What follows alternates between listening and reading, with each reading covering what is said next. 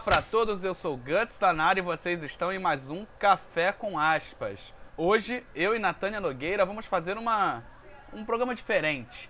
Nossa ideia aqui é traçar quem é o leitor de mangá no Brasil. Para isso, nós convidamos eles, os adolescentes, as pessoas que leem os mangás. Nós procuramos 3 leitores que nós vamos entrevistar aqui, fazendo alguns questionamentos, dando prosseguimento a esse programa. Espero que vocês gostem. Então vamos começar. Vou fazer aqui uma ordem meio que alfabética. Alice, pode começar se apresentando, por favor. Fala pra gente quem é você e qual é a sua idade. Então, eu sou a Alice Aguiar, eu tenho 13 anos e eu sou uma artista. Olha, adoro isso. Eu também. A gente vai falar disso. Antônio, é você. Oi, meu nome é Antônio Márcio e eu tenho 13 anos. Só demais, não. Agora é Renan. Bom dia, boa tarde, boa noite. Aqui é Renan de Rezende, 12 anos. 12 anos. Espero que tenha um bom dia.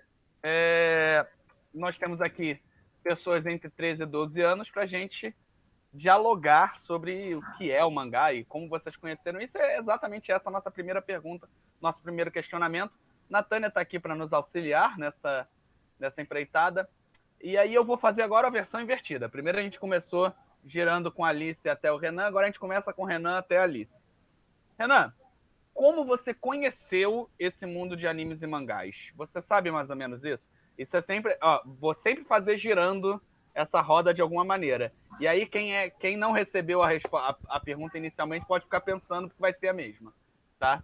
Renan, você se lembra? Como é que você conheceu esse mundo? Eu conheço por causa de Dragon Ball. Assim, Na televisão, correto? na televisão. E você, Antônio? Eu conheci pelo Naruto. Meu tio assistia e eu acabei assistindo também. Mas você via na Cartoon ou você via na SBT? Eu acho que eu vi no Cartoon. Primeiro. E você, Alice? Eu também comecei com Dragon Ball pelo Cartoon. Dragon Ball pela Cartoon. E aí, Vou então. falar uma coisa rapidinho. Posso? Posso? Tá. Claro, o tempo inteiro. Não, é uma coisa muito interessante que a maior parte dos meus alunos leitores de mangá, que a gente tem de biblioteca na escola, então dá para ter um controle mais ou menos de quem lê, quem não lê, o que lê, o que não lê, porque tem a relação de empréstimo que a gente faz toda semana. E a maioria daqueles que leem mangá começam lendo ou Dragon Ball ou Naruto. Depois que eles esgotam o Dragon Ball e o Naruto, aí eles vão passar para os outros, mas todos eles têm ali, pegaram um Dragon Ball, disputam uma edição do Naruto para poder trocar com um colega que já pegou, e desenham pra caramba.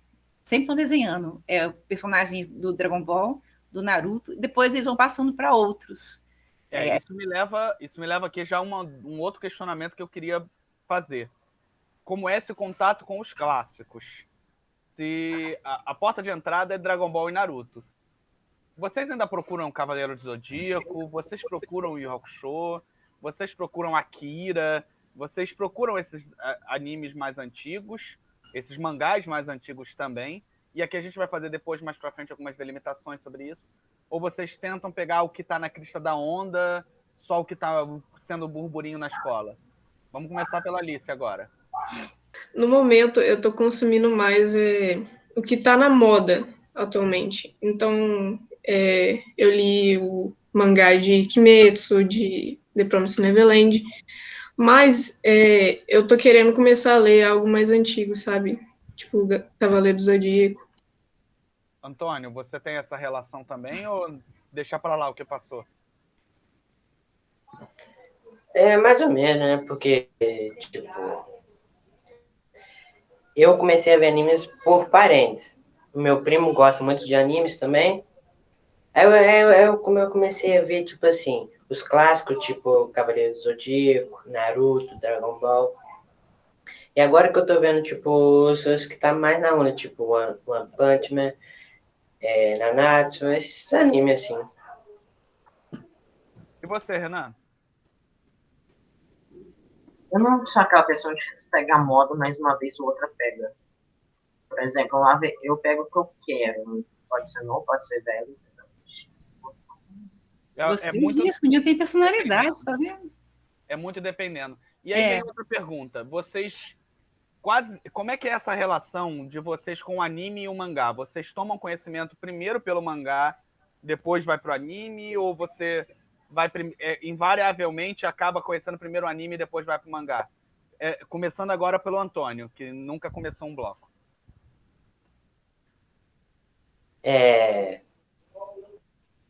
Eu começo vendo um anime.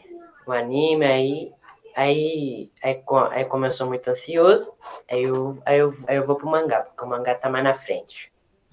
Eu gosto de ler o mangá. Pra saber a história direitinho, né? Renan, como é que você É, faz? Normalmente conhece mais do anime, direto. Pega o anime e depois vejo o mangá. Raramente você pega o mangá. É geralmente assim. E Alice? Eu também tô nesse de começar sempre pelo anime e depois o mangá, porque a maioria das vezes, quando a gente termina o anime, demora para lançar a segunda temporada, aí eu sempre dou uma olhada no mangá. E a gente vê com isso também como é que funciona todo, né, Natânia?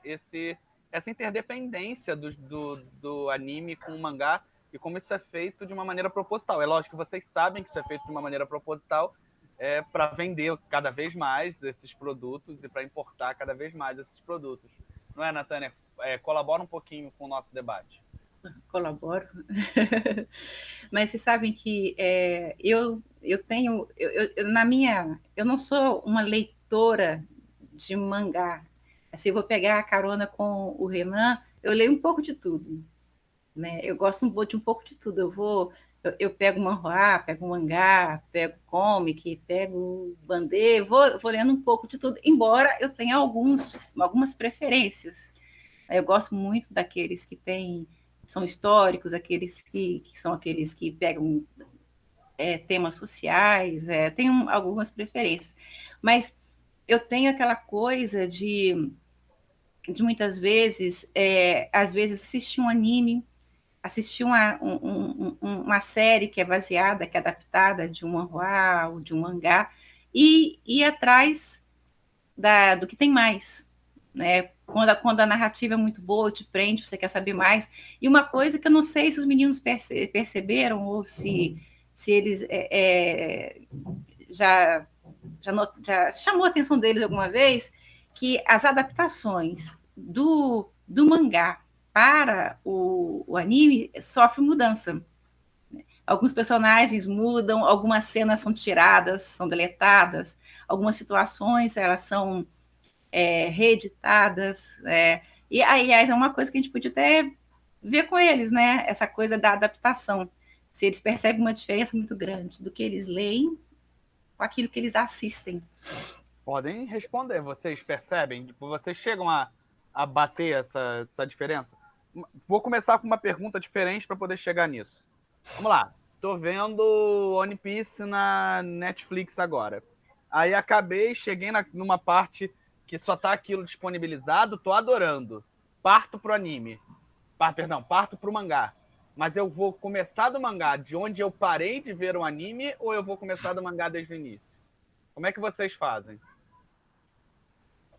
Pode ser qualquer um, pode falar. Vai, Renan, você tá Assim, eu pego onde eu começo. Pego onde eu começo, porque não tem paciência de chegar no... Não, peraí. Você pega de onde você começa ou pega de onde você parou? Não, você desculpa. volta no One Piece eu zero parei. ou você continua? Não, eu parei. De onde ele E parou. você, Alice? Eu também. Antônio? também pego de onde eu parei. O que acaba acontecendo, Natânia? Automaticamente eles não conseguem muitas vezes bater as diferenças. E aí, quando eles estão lá, tô lendo, acabou a parte que tá na Netflix, peguei a saga de Skypiea, de One Piece. Quando ela sair, vai ter distanciado a minha leitura e eu não vou conseguir fazer esse paralelo. Eles muitas vezes não pegam isso. E assim, as adaptações de anime, eles são pontuais. A não ser quando entra filler. Quando entra filler, eles sabem. Certinho. Eles percebem na narrativa do anime quando é filler. Tô mentindo ou tô falando a verdade? Outra coisa que eu acho interessante é que não mudou, Natânia, a maneira com que a abordagem do anime e do mangá é feita, não mudou da minha geração para deles. Eles têm 13 anos, eu tenho 38. Eu comecei pelo anime, a maioria dos grandes clássicos da minha época. Primeiro passava Cavaleiro do Zodíaco na televisão, lá na Rede Manchete. Muito tempo depois é que foi sair o mangá. Primeiro passava Dragon Ball, depois foi sair o mangá. A gente invariavelmente começava assim naquela época. Só que existiu um grande mercado, e ainda existe, de animações, de mangás que não viram animes, certo? Ou que o anime demora a vir para cá de alguma maneira. Como é que vocês fazem? Vocês têm contato com isso? Vocês buscam esses animes de alguma maneira? Como é que vocês ficam sabendo dos animes que estão saindo, Alice? Animes Antes eu só descobria depois que saía, porque mais para trás eu não era muito dentro desse meio de anime, eu não ficava buscando muito, mas agora eu sempre tô de olho assim no que vai sair. Renan, como é que você fica de olho? Vocês veem Olha, é o seguinte, se aparece no YouTube, eu me interessei, ou até eu vou ver. Então, geralmente, um canal do YouTube fala sobre aquele anime ou mangá, e aí vocês se interessam por ele. É mais ou menos isso o caminho? Ou também tem o burburinho dos colegas? Eu, por exemplo, muitas vezes eu colecionei mangás a partir do nome de um autor que eu gostava.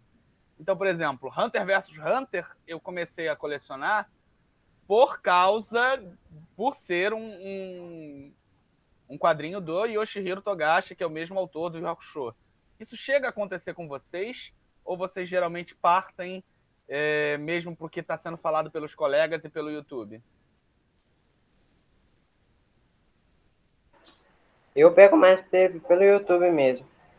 É tipo, com um canal que eu vejo, ele sempre fica atualizando os negócios do mangá, anime.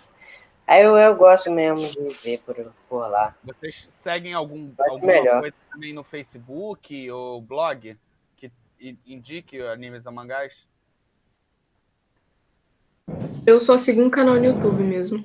Qual canal você segue, Alice? Eu sigo Cronosfera.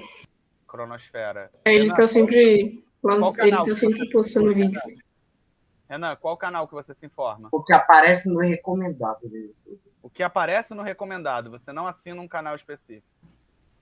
Isso é interessante da gente ver, até pra gente ver, e aqui é a metatextualidade do YouTube, é pra gente ver como é que é a nossa relação com o nosso próprio público, Natânia.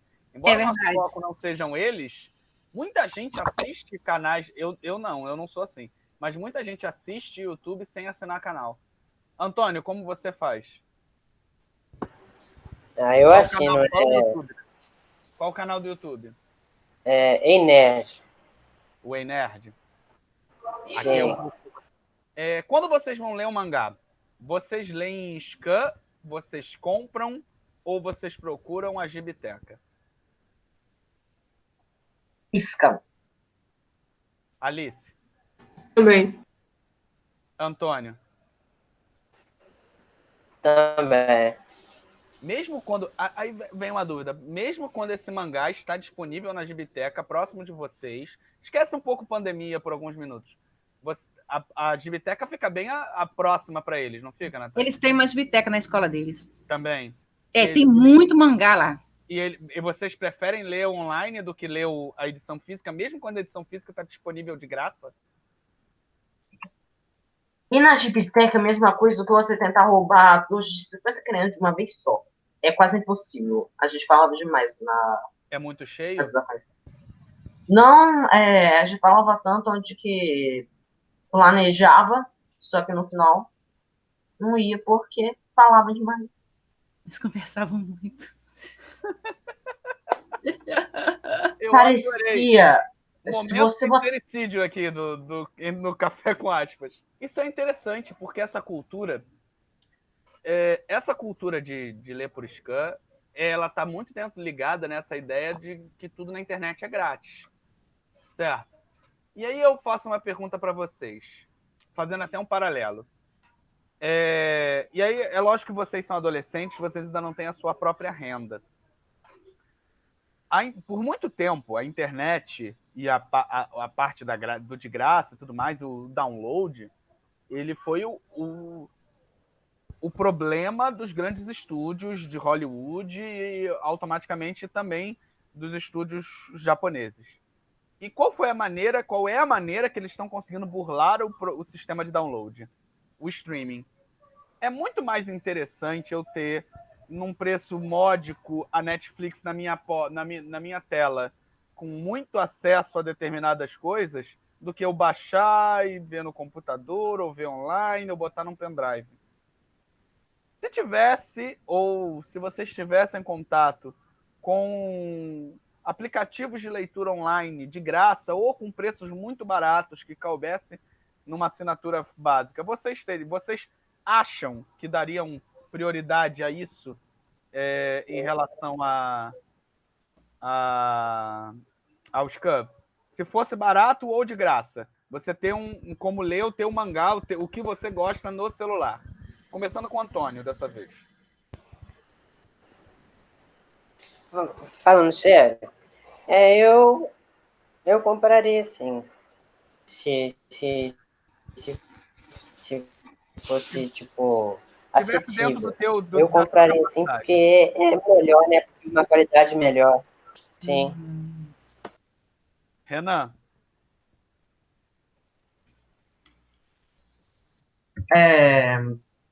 Eu acho que não. Você ainda Eu preferia o pegaria o SCAN? scan mesmo. Aí, A cultura do de graça na internet é muito forte. Alice, você? Eu acho que também, se fosse um preço mais acessível, eu ia preferir ele porque, por conta de valorizar o trabalho do artista e a qualidade também ser muito melhor. Então, repara que é uma coisa, Natânia, a gente tem aqui no Café com Aspas um programa sobre os aportes, né, sobre os múltiplos aportes digitais que existem hoje, e lá eu mesmo falo que eu não sou um leitor digital. Eu não leio, não gosto de ler mangá, eu não gosto de ler scan, a verdade é essa. Li durante muito tempo. Acompanhei Naruto na época que estava saindo no Japão e comprava os volumes brasileiros. Mas eu nunca gostei de verdade. E eu não me adapto a ler uma webtoon, eu não tenho vontade. Em parte porque eu tenho uma cultura colecionista, como está claro aqui. Mas eu acho que se a gente tivesse uma Netflix de mangá bem feita, ou de comic em geral bem feita, que o artista pudesse ganhar também, seria interessante até para cá, porque o webtoon não atende a gente direito, né, Natânia? Não, a gente tem acesso às plataformas Webtoon, mas em português é complicado. A maior parte que você consegue é a versão em inglês. Agora tem as plataformas que estão surgindo na França e na Bélgica, mas é versão em inglês e francês. Então, por exemplo, para os jovens que são leitores brasileiros que não têm domínio sobre o idioma, mesmo que o material esteja disponível por um preço barato, por exemplo, eu assino a Webtoon Factory, lá, francesa. Eu pago por assinatura mensal 2 euros. Seria o que hoje? 12 reais. No Brasil é 12 reais, lá é 2 euros. A gente tem sempre que pensar que o público de consumo é lá. 2 euros para lá é 2 reais. É uma coisa assim. Mas então aí o que acontece? Como você tem a proposta dessas plataformas disponibilizar o material que é atualizado semanalmente, você tem capítulos que são assim, publicados semanalmente, você leitura em smartphone, leitura no computador, geralmente leitura no smartphone, era o formato para leitura do smartphone. Isso facilita muito para o leitor, é bom para o artista, né, porque ele recebe à medida em que ele conquista o público. Porque é o caso, por exemplo, em plataformas mais antigas como a Naver, que é da Coreia do Sul, você vai encontrar o Webtoon com 10 milhões de leitores, 10 milhões de assinantes. Aquilo para a plataforma é lucrativo, aquilo para o autor é muito bom também. Então, é uma forma de você ter acesso a um produto bom e barato, o que não impede a publicação. Quanto mais sucesso o título tem, maior a possibilidade de ser publicado impresso. Então, são duas vias de acesso. É lógico que o impresso vai sair muito mais caro. E as pessoas têm hoje uma cultura do que a gente chama de... Tem um termo para isso, consumo chamado snake culture. Aquela... uma cultura rápida, aquela coisa que você pode consumir rapidinho e descartar. Então, por exemplo, no seu caso, que é um colecionador, não serve, você não encaixa dentro disso. Mas para o caso, por exemplo, de uma pessoa que trabalha o dia todo, que só tem, às vezes, tempo para poder ler na hora que está lá no metrô, numa cidade grande, ou na hora que está tomando seu cafezinho, é um momento de lazer que ele pode dispor ali, isso é perfeito. Para os jovens que não têm dinheiro para poder comprar o quadrinho físico, poder ter acesso a esse tipo de plataforma, é também vantajoso. Independente de ser leitor de mangá ou não, você tem, por exemplo, hoje muitos autores que autopublicam em sites, no formato de quadrinho eletrônico. Você vai encontrar até alguns quadrinhos em forma de mangá. Eu não sei se a Alice, que está investindo nessa parte artística, ela já deve conhecer alguns sites em que você tem mangás sendo publicados por autores nacionais, disponibilizados gratuitamente. Esse mercado independente ele tem crescido muito. Às vezes o mangá, as histórias, elas são gratuitas para você ler, mas o autor ele cria uma lojinha dentro do site em que ele vende produtos daquela série que ele produz. No Brasil, isso tem sido uma tendência muito grande. Inclusive, você tem aí adolescentes de 15, 16 anos fazendo isso, começando a fazer esse tipo de produção, divulgando trabalho pelo Instagram, às vezes no YouTube, nas redes sociais de forma geral. Então, a gente hoje fala de leitura de mangá, a gente pensa nas publicações mainstream, aqueles clássicos e tudo, mas também está surgindo uma alternativa independente da autopublicação. E você tem que entender que o estilo mangá não é mais uma coisa exclusiva do Japão.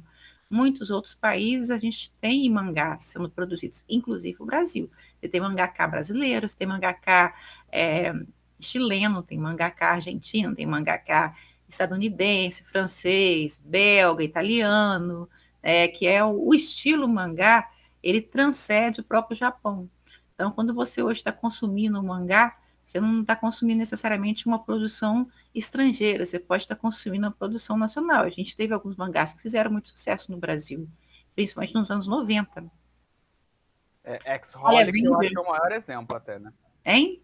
X-Holic é um dos maiores exemplos para mim.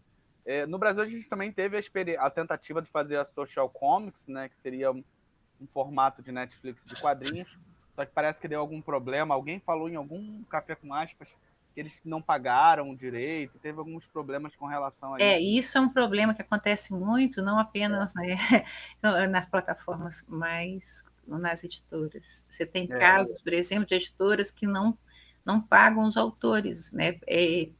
Os autores publicam, eles disponibilizam o material em tempo e a editora ou atrasa o pagamento ou às vezes não paga, o que dificulta muito, porque a questão contractual, às vezes, ela não dá segurança ao autor.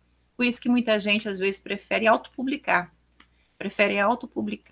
usar as plataformas de financiamento, como Catarse, ou criar um site para poder disponibilizar a sua produção e participar de algumas feiras de quadrinhos que a gente não tem tido por causa da pandemia, do que arriscar como editora. Depender da editora é muito complicado. Talvez para o mangaka, principalmente fora do Japão, é pior, porque a realidade japonesa de publicação de quadrinhos e a realidade de outros países, como o Brasil, por exemplo, é muito, assim, uma diferença estrondosa, por questão até de quantidade de leitores que você tem, né, do público que você quer atingir, né, como outros fatores também. Agora, o mangá que está influenciando essa geração nova, que da Alice, do Antônio e do Renan, é o mesmo mangá que revolucionou a leitura em vários países a partir dos anos 90. O mangá ele explodiu no mundo no final dos anos 80 e no início dos anos 90. E explodiu mesmo, e mudou até a forma como se concebia o quadrinho, principalmente nos países ocidentais. Na Europa, da Escandinávia até a Península Ibérica, né, do norte ao sul da Europa, você teve crescendo um número muito grande de leitores de mangá. Na França se vende mangá pra caramba. Se vende muito mais mangá, até, se eu não me engano, do que o quadrinho francês típico que é a bande dessinée. Nos Estados Unidos se vende muito mangá, a gente só não tem muitos dados sobre leitores. Igual a gente está fazendo aqui hoje. A gente está conversando com a Alice, com o Antônio, com o Renan. Eles estão até um pouco tímidos aqui, mas eles estão passando para a gente algumas informações que dificilmente você encontra. Não tem dados, estudos específicos. Minto assim, no caso, por exemplo, na França, as editoras, elas todo ano fazem um levantamento sobre os seus leitores. Quem são os leitores? As mulheres, as crianças, os homens adultos, os jovens, de forma mais geral, eles sabem distinguir o que o público feminino, o público masculino, o que o público infantil está lendo, e eles fazem isso justamente porque existe, né, existe interesse em investir no lugar certo. Agora, do Brasil, eu não tenho ideia de que isso exista, e nos Estados Unidos não existe. Em outros países Japão, a gente tem também isso. não. No Oi? Japão, como vocês sabem, eu acho que os três devem saber também. Primeiro é publicado aquele volume grosso, com vários capítulos, que, que é baratíssimo, com folha reciclável. Aquilo não é um produto com fins de colecionismo. E ali você tem um sistema de votação interno. Então, dentro daquilo ali, a empresa, né, a Shonen Jump, a Shueisha, as empresas conseguem ter noção do que está sendo popular ou não. No final de cada revista dessa, você pode votar qual que você gosta, qual que você não gosta, quem você não está tendo, qual não está dando leitura. E é assim que eles conseguem saber como é que um mangá e um anime não está indo muito bem do público. E vamos lá, você pega uma revista que vem com One Piece, Naruto, Dragon Ball e Bleach. Como é que você sabe que Bleach tá um lixo e o resto tá muito bom? Como é que você sabe que o público tá gostando de um X coisa e não de Y coisa? Eles conseguem fazer com essas listas e o povo manda. Tipo, aquilo ali é tipo você recorta da tua revista, preenche, caixa de correio, isso vai para editora verificar como é que faz. Vocês sabiam disso? Agora, seguindo essa linha de pensamento, eu queria perguntar para vocês o seguinte: quando vocês veem um anime, vocês assistem ele online ou via alguma plataforma de streaming? Isso quando ele está disponível em alguma dessas plataformas de streaming. Tá? Lembrando que a gente agora tem no Brasil 2 plataformas de streaming de mangá, que é a Funimation e a Crunchyroll. Vocês preferem se tem a opção, vocês preferem qual dos dois? Começando com a Alice. Então, no meu caso, eu tô acabando preferindo usar, assim, sites piratas, porque a Crunchyroll, ela tá tendo muita propaganda, porque tá meio caro, assim, pra eu pagar, sabe, a mensalidade pra assistir. Assim, contando que a qualidade é muito boa, em comparação ao site pirata, porque tem HD, né? Então, se fosse mais barato, eu até assinaria. Mas aí, no caso, quando dá, eu assisto na Netflix. Quando pode. Quando pode, né? Quando está disponível lá, nem tudo está disponível lá, mas eles estão caprichando. Uhum. Tá vendo que a Netflix está com um olho dentro do mercado de anime no Brasil. Antônio, Esse ano tá muito bom. Antônio, você prefere você vê mais online ou você procura o streaming? Espera aí rapidinho. Então vamos pro Renan. Renan, você procura online ou vai pelo online? Assim, mesmo a quando qualidade de tem imagem, disponível? obviamente, o sistema original vai ser melhor, só que o pirata vem mais a caber. Facilita, né? Se a gente tivesse isso, é o que a Alice falou, se a gente tivesse isso mais barato, eu acho que a gente, Natânia, o público da Crunchyroll e da Funimation não é a Alice, o Renan e o Antônio. O público da Funimation é o Gustavo. Sou eu. Por quê? Porque ela não está focada, a não ser, nem todo. O pai geralmente assina esses produtos pensando na família inteira. A Netflix atende a família inteira. A Disney atende a família inteira, embora o conteúdo seja um pouco mais infantil. A Amazon atende a família inteira. A Funimation atende o homem nerd. A pessoa nerd. Homem aqui no sentido de pessoa. Vamos corrigir, é uma questão de gênero e a pessoa nerd. A pessoa nerd, Foi essa correção. Antônio, só para fechar, você vê mais animes no streaming ou na internet, por sites que estão disponibilizando?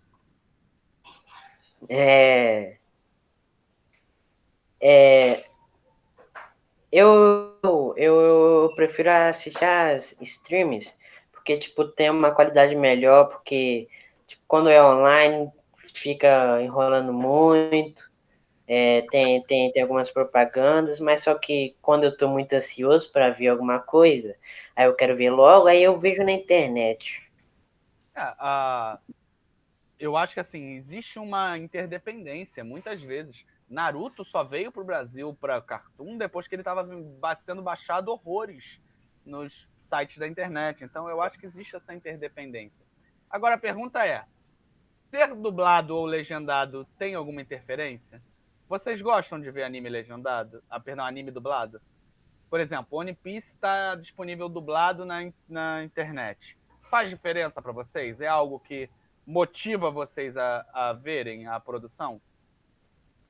Começando agora com o Renan. Assim, eu não importo se for dublado ou legendado. Mas se você tem escolha, tipo, você pode escolher entre legendado ou dublado. Eu pegaria o dublado e depois pegaria o legendado. Você veria 2 vezes? Meu Deus, muita vontade. Eu faço isso. Quando eu tenho uma coisa que tem dublado, legendada, eu costumo assistir quando eu gosto, principalmente pela curiosidade de saber se a tradução está parecida, entendeu? É porque algumas coisas mudam. Ao contrário do que muita gente imagina, a dublagem não é tradução. Versão. Dublagem é versão. Dublagem é uma adaptação. Porque não é só algumas piadas você tem que trocar, você tem que adaptar para um cotidiano. É, versão. Então, eu gosto de ver isso. Eu gosto de ver a diferença que vai dar nessa parte. Essa é uma mania que eu tenho. No Brasil, a dublagem de Yu Yu Hakusho sempre foi considerada um clássico. Não sei se vocês viram, mas ela realmente era muito boa. Por quê? Porque ela era muito boa. Porque ela era zoada, porque ela era brincalhona, ela adaptava os termos. Na época, vocês não sabem disso, mas Natânia sabe, eu acho, né? Porque não sei como é que estava Minas. Tinha muito funk aqui no Rio de Janeiro na época, e ela foi dublada no Rio, Hakusho, e tinha um funk que falava, eu tô maluco. E no anime, em diversos momentos acontecia isso. Do Yosuke falar, eu tô maluco, ou na hora do estádio, assim, lutando contra o Toguro e a galera gritando, eu sou Toguro. Eu prefiro mesmo é cantar. Eu tô maluco. Eles adaptavam. One Punch Man estourou no Brasil por causa da dublagem, que é impagável. Chegou a pizza. Opa, quebrei a bagaça. E eu acho que One Piece está seguindo essa... Por mais que seja um anime de humor também no Japão, One Piece está seguindo muito essa regra. A dublagem de One Piece está divertida demais. Aqui vai um parabéns para a Unidub, que está fazendo um excelente trabalho. Olha só, você não vale nada, mas eu gosto de você. Antônio ainda não falou, nem Alice falou se preferem dublado ou legendado, se gostam de assistir coisas dubladas também. Antônio primeiro. Assim, eu prefiro dublado. Por causa das adaptações também, principalmente do One Punch Man, que foi maravilhoso. É mesmo. E, assim, quando não tem dublado ainda, eu assisto muito legendado. Aí depois eu gosto de ver o dublado para ver as diferenças, esse negócio assim, alguns detalhes que, tipo, na frase, esse negócio assim, mas eu prefiro o dublado. Alice, você? Então, eu acabo tendo uma preferência maior pelo legendado por causa de costume mesmo. Porque a maioria das vezes os animes não são dublados por causa da renda, né, o investimento. Mas isso não quer dizer que eu acho a dublagem brasileira ruim. Eu acho ela muito boa, muito bem trabalhada. Mas é só por costume mesmo. Eu desacostumei a ver anime dublado. Não, e não é só isso, Alice. Tem uma questão que é muito complexa. A Natália vai concordar comigo aqui. O nosso ouvido acostuma com determinadas coisas e para converter é horrível. Prosseguindo aqui com a nossa entrevista, vocês procuram saber sobre coisas, sobre detalhes do mercado japonês ou isso pouco importa? Aqui especificamente pensando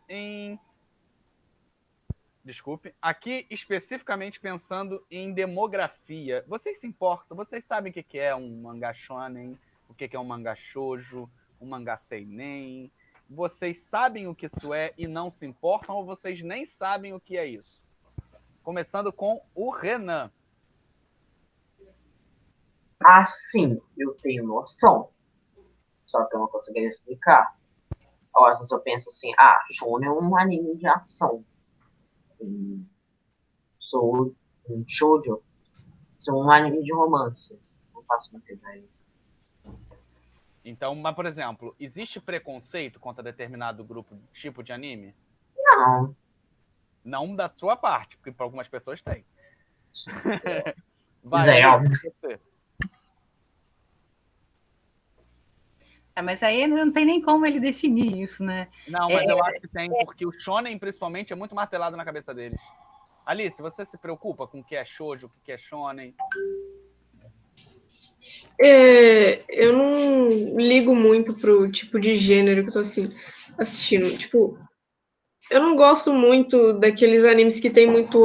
É muito apelativo, sabe? Mostra assim a garotinha de anime em defesa e blá, blá, não sei o que, senpai, sei lá o que. Eu não gosto muito de assistir esse tipo de anime, eu acho meio enjoativo, mas em geral eu assisto quase todos os gêneros. E Antônio, você?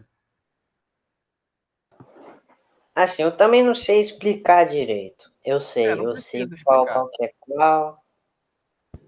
Prossiga. Qual que é qual, se fala tal, tal. Assim, eu não sei explicar muito bem, mas só que eu prefiro o shonen por causa da pancadaria mesmo, porque eu gosto de luta, os caras metendo porrada em cada um. Mas só que, tipo, eu não gosto de muita apelação, sabe? Tipo, o Dragon Ball agora, que o cara virou lá gigante e o Goku despertou o Suzano lá.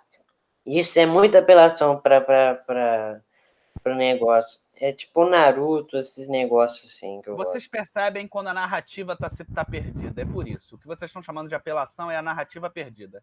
O que acontece, Natânia? Essa questão de gênero é muito importante no mangá e é muito importante no anime no Japão.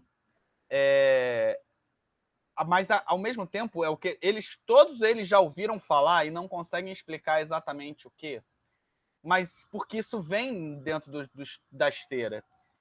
E assim, o que é shoujo e o que é shonen, infelizmente nossa querida Valéria Fernandes não está aqui para poder nos ajudar nesse momento, mas isso tem uma característica também de mercado. A maioria dos animes que vocês têm contato é shonen. E até quando são shonens diferentões, tipo Death Note. É um shonen. O que seria um shonen e um shoujo? Isso seria uma demografia, porque as revistas lá são focados em um determinado grupo. Em meninas, adolescentes, meninos, adolescentes, mulheres, senhoras, adultos. Isso não quer dizer que não se interconecte. Que não tenha meninas lendo Naruto, que não tenha meninos lendo Sakura. Eu li Sakura adolescente. Adolescente não, mas jovem. Né? Fui adolescente há muito tempo atrás também.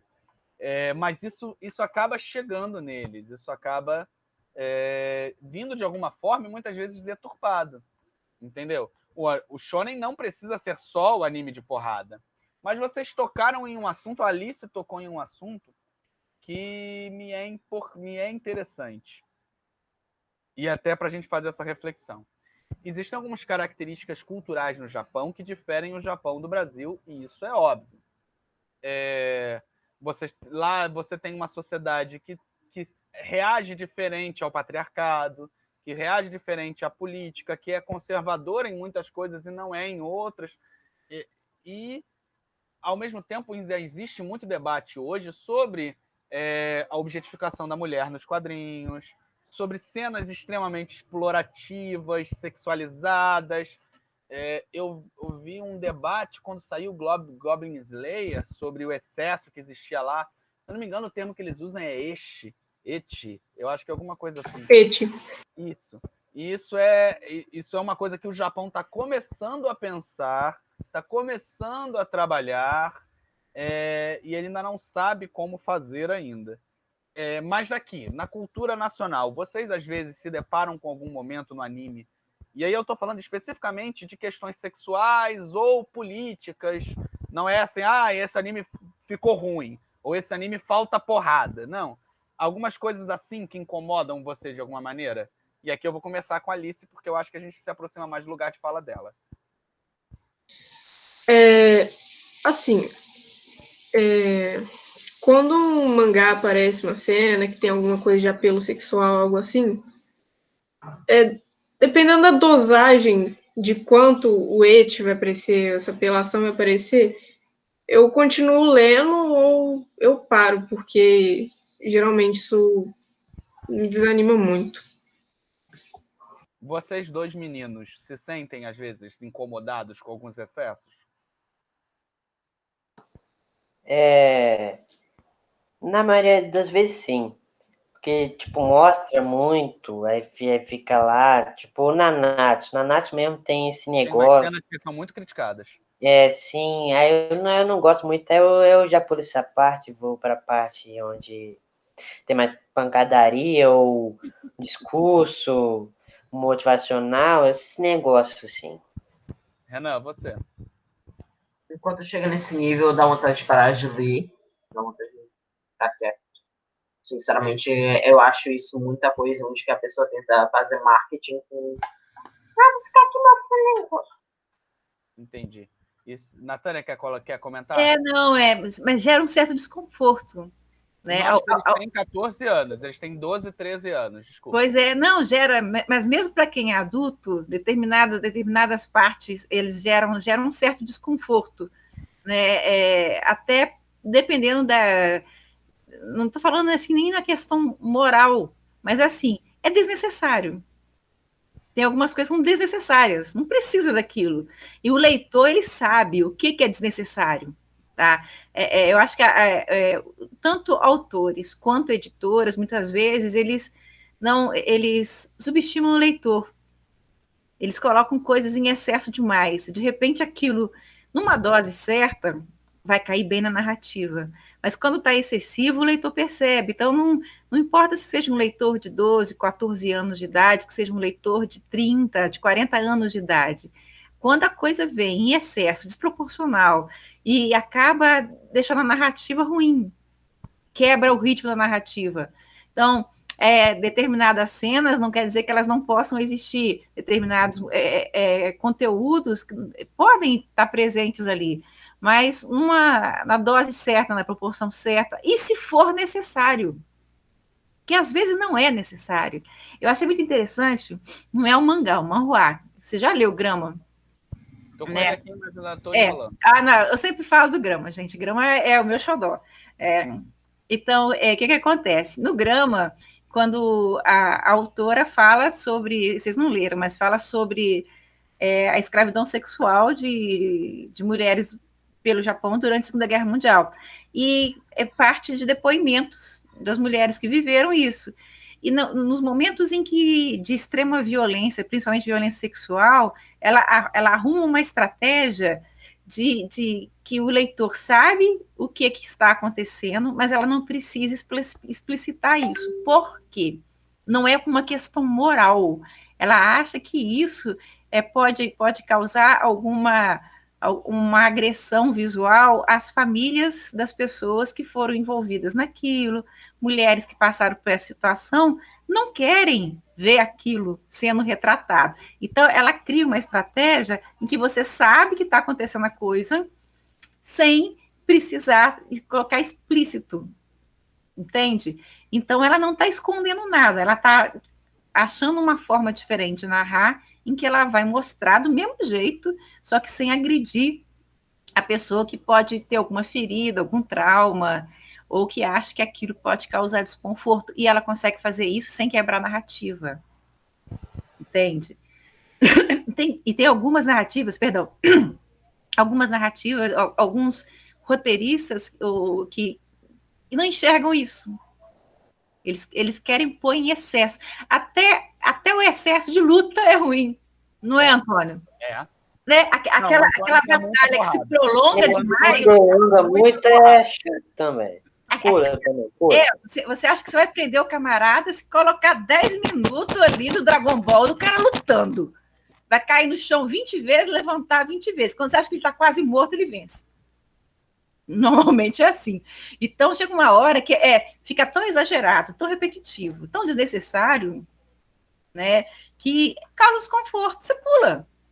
Simplesmente você pula. Vamos passar essas páginas aqui que não presta. Não vou precisar. Vou gastar meu tempo lendo uma coisa que não vai sair do lugar.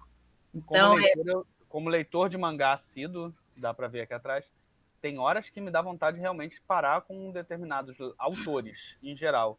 Porque isso é tão banalizado em determinados momentos no Japão. Isso muito além da cena clichê de tropeçar e cair com a mão no peito de alguém. Que isso já não tem nem mais sentido narrativo, quanto mais social de estar existindo. Partindo para o nosso finalzinho, já que a gente está quase com 1 hora de gravação bruta, tá?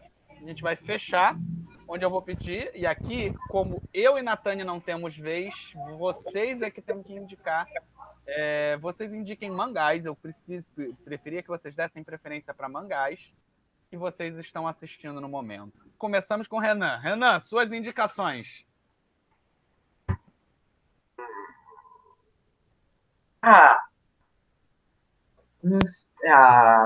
Provavelmente seria Jojo Bizarre Adventures. Mas você tem algum... Jojo tem vários momentos, né? Jojo tem várias séries. Desde o início. Desde o início? Desde o início. Eu até concordo com você. O primeiro início de Jojo é uma porcaria só. Jojo Phantom Blues, né? Phantom Blues. É bem lento. Mas, enfim, é bem lento pra ficar. É bem lento. Mas Jojo é aquilo que, assim, todo mundo fala que no final fica muito bom, então vale a pena sentir a pressão do início. Mais alguma obra, Renan, além de Jojo? Jojo mesmo. Mas nem Jojo com pressão. Antônio, é você. Por favor, já pegou seu celular, já sabe colar. Qual é a sua obra? Aqui, na língua. Primeiro, One Punch Man, né? O anime é muito bom e o mangá é melhor ainda, porque no anime tem algumas censuras, né? E aqui que eu peguei aqui é o Mokushiroku no Yokishi. Como é que é? Por favor, repete isso para eu poder anotar.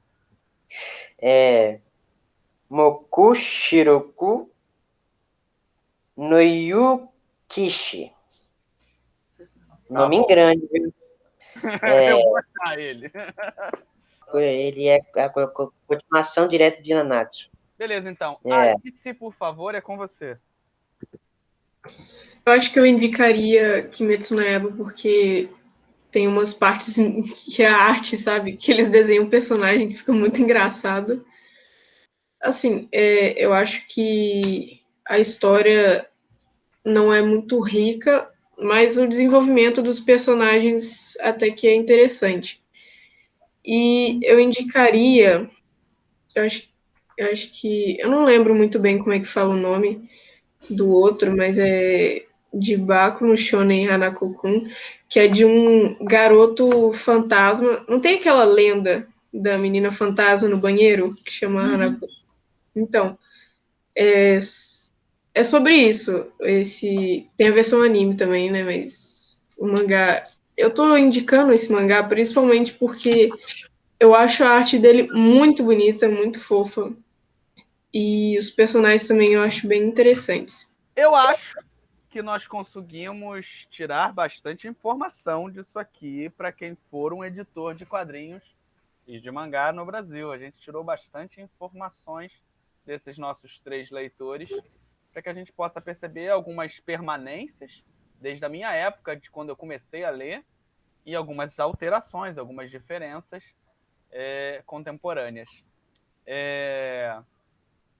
Concordo com as indicações de vocês, eu acho que são indicações fortes, embora eu tenha críticas pontuais a um ou outro mangá, mas elas são indicações que, sem dúvida nenhuma, estão aí no mercado, estão aí disponíveis para nosso espectador, que, convenhamos, eu acredito que nosso público hoje seja um pouco mais velho que vocês, mas que com certeza podem se divertir com essas obras, porque não é apenas o mais velho que tem que indicar, o mais novo também tem que nos indicar o que a gente precisa ler. Natânia, quer fazer alguma consideração final? Não, eu quero agradecer a boa vontade, a disponibilidade da Alice, do Antônio e do Renan de participar do programa, convidar eles para voltarem quando eles quiserem, né? Aliás, eu quero comentar que eu adoro o fato da Alice se dedicar a essa parte, principalmente artística. Eu acho que ela está na idade dela, ela está começando na hora certa. Eu acho que quando você tem uma aptidão para alguma coisa, quanto mais cedo você começa, melhor, né? Eu desejo que ela desenvolva bastante. Quem sabe no futuro ela vai ser uma mangaka conhecida, a gente pode falar que a gente conhece a Alice. Agradecer Nós já entrevistamos, né? É igual quando um grande jogador de futebol fica famoso, aí aparece ele com 16 anos jogando na escolinha de futebol. A gente pode fazer isso um dia e mostrar essa gravação. A gente dá um print aqui e fala assim, lá, a gente conhecia a Alice, ela com a gente ali. Ó. Adorei o Antônio, né?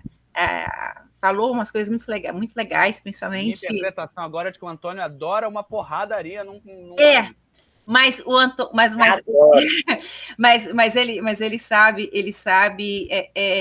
identificar a dose certa de cada coisa dentro do mangá. Não basta apenas ter pancadaria, tem que ter narrativa também. Ele deixou isso bem claro. Né? Tem que ter romance. Ou senão fica sem graça. Tem que ter um pouquinho de cada coisa. E eu gostei do Renan do fato dele ser eclético. O Renan é meu tipo. Eu gosto um pouco de tudo, eu experimento um pouco de tudo, não tenho preconceito com nada.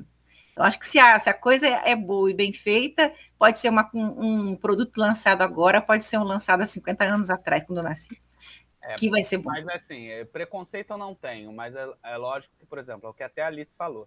Quando o mangá, o anime, o quadrinho em geral, ele tem um traço que lhe é agradável ou lhe é provocante, você tem a tendência de querer lê-lo ou de recusá-lo quando ele for ruim. Nossa comunicação não é um livro apenas, é texto e imagem, certo? Então tem coisas que eu recusei na minha vida porque eu olhei assim e falei assim, não, isso não é para mim. Isso não quer dizer que seja ruim, quer dizer que não é para mim, correto?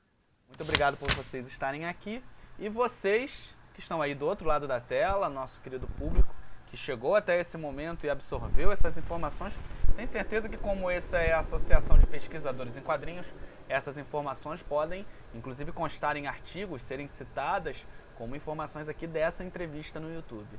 E fiquem atentos aos nossos lançamentos, aos nossos vídeos com temas diversos dentro do mundo dos quadrinhos, do mangá, da bande dessinée, de todas as publicações de arte sequencial.